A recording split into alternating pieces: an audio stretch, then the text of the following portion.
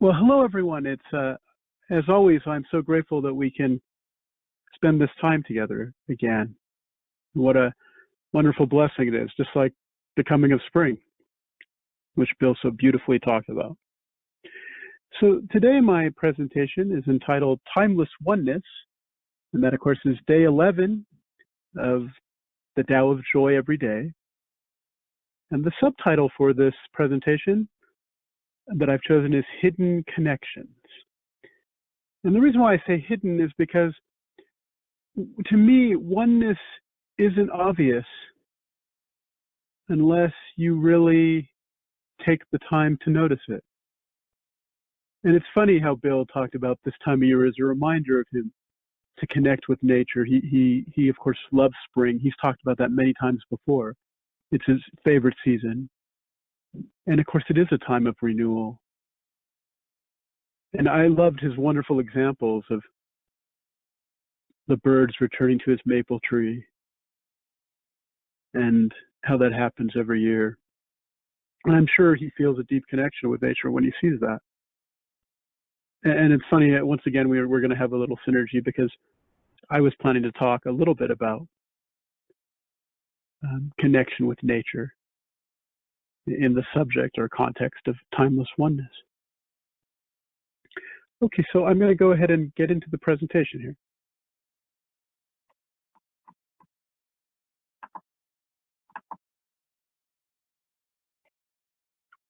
So I want to start by talking about our connections to each other. That's how Derek opens the chapter. He talks about how often if you have a close friend or someone who is very spiritually aligned with you, together you'll share that deep connection to the Tao. And that can happen even if the person doesn't formally follow Taoism. They may be a Christian, they may be a Muslim, they may be an atheist, but you can still have that connection to the way. And when I read Derek's chapter, I thought of one of my very close friends who I met when I was about 19 years old. We worked together. We were both young and ambitious, and we became friends. And we became very close friends and spent a lot of time together and had very similar outlooks and similar interests. But you know what happens as life goes on, and I got married, he got married. In fact, he's the reason I met my first wife. She was the receptionist at an insurance company where he worked, and that's why I met my first wife. And it's funny because Derek talks about when you connect with someone on a deep level, there's this timeless aspect to it. You can spend time with them and it feels like no time has passed at all, or tons of time has passed, rather, maybe I should say, and you're not aware, like you lose sense of time. And when he wrote that and I read it, it reminded me so much of my dear friend, because over the years, sometimes because of distance, there was a time when he moved away to Illinois to take care of his aging grandparents. And so we didn't get to see each other often. He would come back to California and visit, and occasionally I would have a business trip out in Illinois, and I would make it a point to go see him. But the interesting thing is that even though we had distance and we didn't spend time together as regularly anymore, when we did get together, it was as if we picked up right where we left off. We could still finish each other's sentences. We could still have deep conversations about things. We could still thoroughly enjoy his company, or each other's company.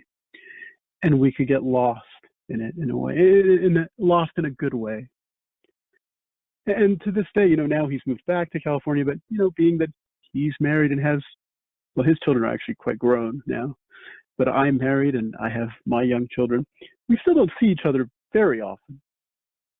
However, when we do, it's the same thing. We pick up right where we left off. And I always tell Wendy, if we're going to spend time together, I'll say, honey, I know I'm supposed to go golfing this morning with him, and I know I'm supposed to be back by 1:30, but I'm just going to forewarn you. Often, when I'm with him, I get caught in a time warp, and I have such a wonderful time that I may not be home at the time that I normally would want to be home, and so I always give her a heads up. And it always is such a good time that we share, and it's because of that connection, that deep connection that we share. And of course, the other person that I'm so fortunate to be able to make that connection with is someone who's in my life much more than my dear friend, and that's Wendy. Now, granted, it's difficult sometimes when you're raising two small children to actually spend time with each other, but we're very fortunate in that Wendy's mother often watches the children for us, and so we're able to get away and go on a date night. And when we do that, we're able to connect and experience that oneness, similar to what I have with my friend. Obviously, it has a more romantic aspect, but nonetheless, it is that same type of connection. And once again, we often lose track of time and end up coming home very late. And thank goodness, my mother-in-law, Wendy's mother, is always so understanding. So that's a great way to experience the timeless oneness of the Tao.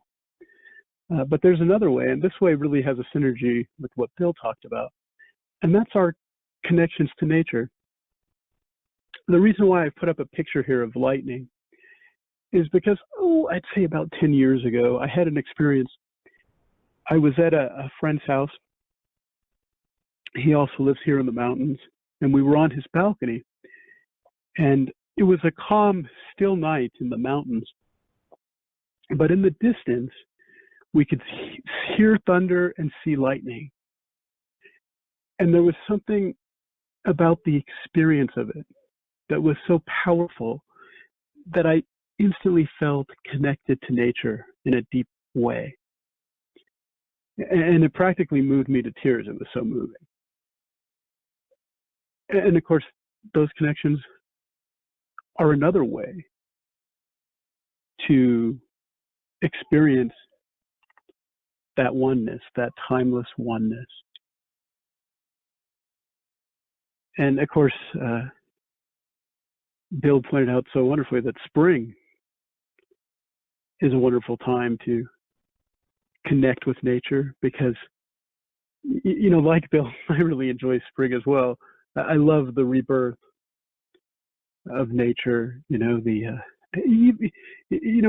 It's funny. California is interesting because you could argue that, well, you don't really see the change of seasons in California, but in my experience, you kind of do. I lived in a condominium complex for many years, and many of the trees that the landscapers chose to plant there went through the cycles that you'd see elsewhere, like that some of them would shed their leaves and sort of die and then come back in the spring. And so California, it may not be as pronounced as it is, say, in the Midwest or in the Far East, far eastern part of the country. But it is still there if you look, if you take the time to observe nature. You can see that and experience that timeless connection to it. And I'm so grateful for that. And since I brought up my first wife, how I met her because of my best friend, or one of my dearest friends, I should say. It's funny because she was Native American. And so she taught me a lot about Native American spiritual practice. And so much of that is about living in harmony and connecting with nature, which was a wonderful thing for me to learn from her. And so even though our relationship didn't ultimately succeed, I'm still grateful for every moment of the timeless connection that we shared when we were together and happy. And, frankly, if I'd have been a little more skillful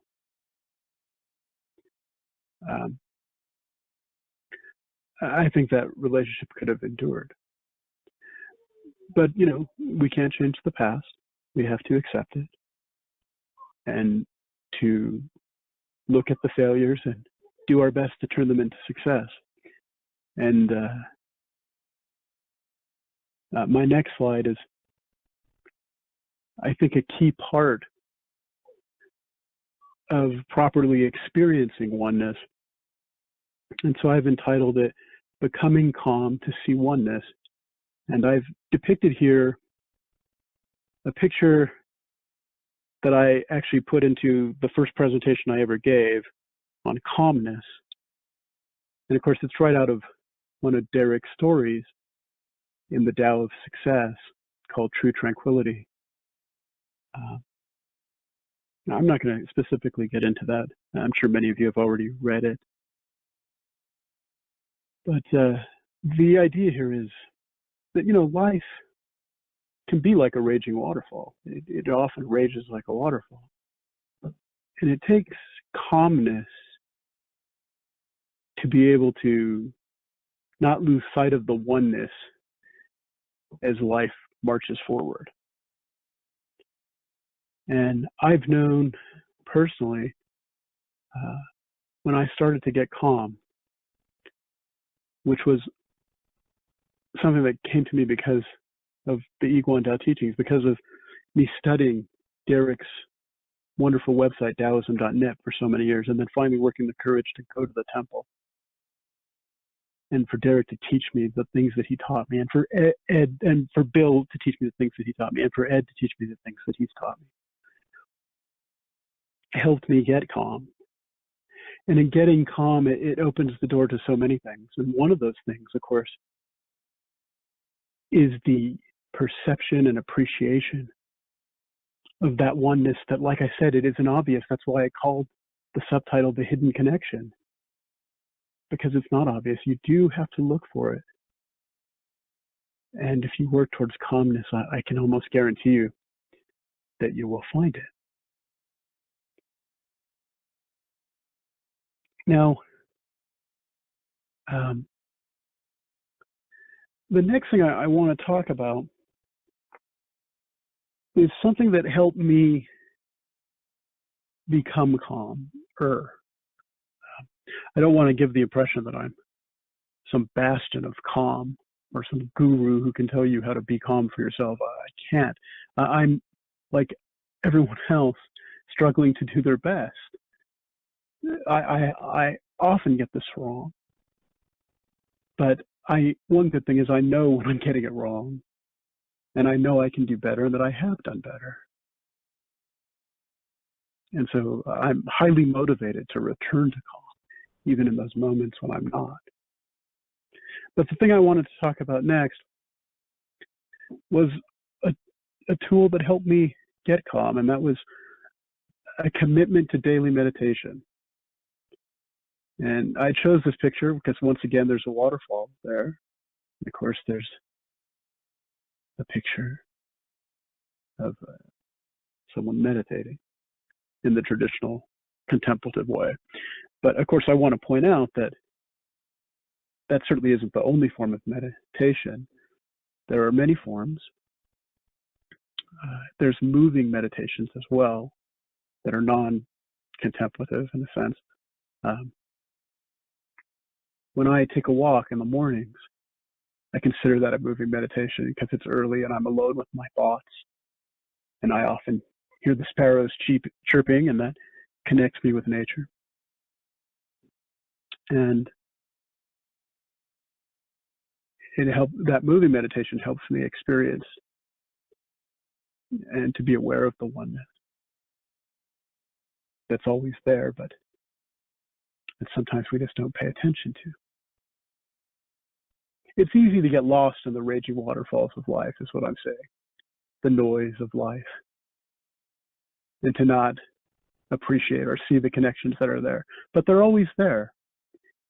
It's just a question of when are we going to choose to notice? And I found that meditation, whether it's a moving meditation, and there are other forms. Qigong is great form of moving meditation. Derek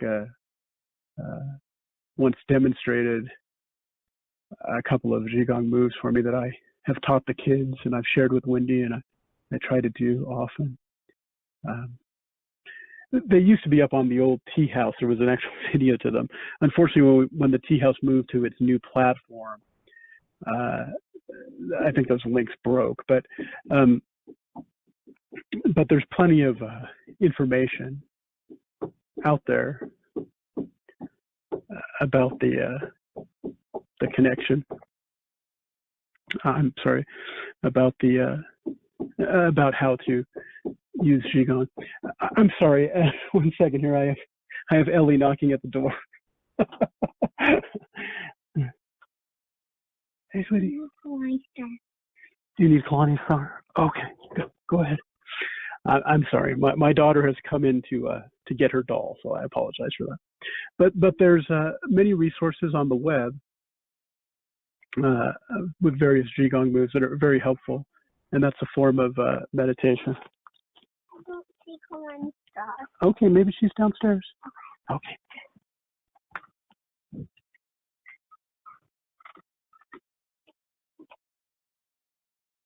Once again, I'm sorry about that. So there are many resources on the web for Qigong moves that can be helpful, and that's a form of moving meditation.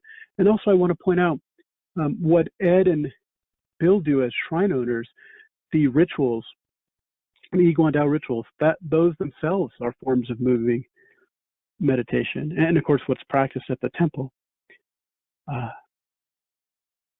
that's a moving meditation as well. It can help us to become more calm and to notice the timeless oneness that being calm can afford you. So I want to start to sum it up if I can. Our connections with friends and loved ones often give us a glimpse into the timeless oneness of the Tao. So for me, that's my closest friends, and of course my wonderful wife, Wendy. And I'm sure each of you have people that you love that are close friends where you've experienced that, where it gives us a glimpse into that oneness. And those moments are to be cherished. They're part of the joy of life. And I'm so grateful to have them. And I'm sure all of you are as well. Our connections with nature can also allow us to become aware of the oneness between us and nature itself. The examples that Bill talked about today this morning, and my example of the wonderful lightning in the distance all those many years ago. Being calm is an important component of being able to notice the oneness that touches every part of our lives. It is in being calm that we begin to notice coincidences and patterns that reveal those hidden connections between us and other people, or between us and nature.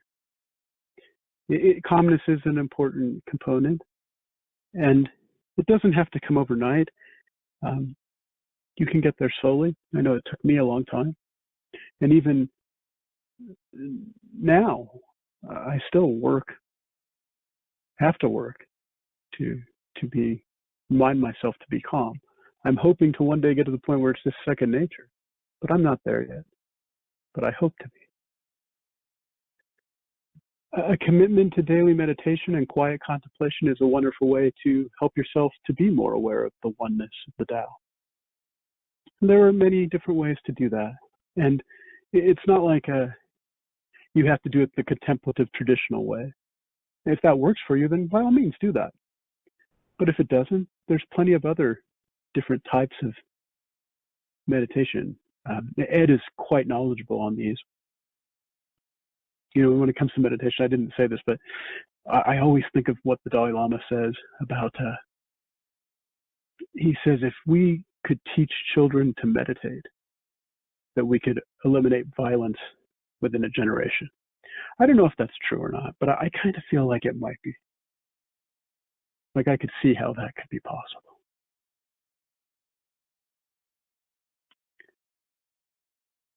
So as always, I want to end my presentation with the book recommendation, The Tao of Joy Every Day, a great book to use daily to help one study and learn the Tao teachings and put them into action.